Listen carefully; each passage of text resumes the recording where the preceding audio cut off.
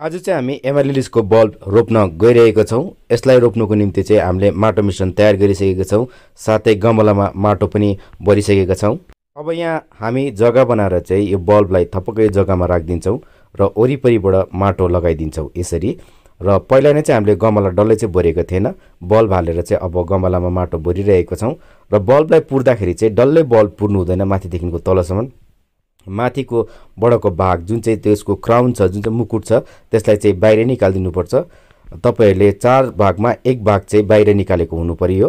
हामीले चाहिँ अलिक माथिसम्म पुरेको छौँ। पानी हाल्दाखेरि यो माटो निकै बस्छ र अलिक तलसम्म जान्छ माटो, त्यसले गर्दाखेरि चाहिँ 1 भाग चाहिँ माटोमाथि नै आउँछ। बल्बहरू माटोभित्र पुर्यो भने चाहिँ यो बल्बहरू पछि गएर कुहिनु पनि सक्छ। यो चाहिँ तपाईँहरूले 15 दिन बादको अपडेट हेरिरहनु भएको छ। यसमा चाहिँ पातहरू देखा पर्न थालेको छ।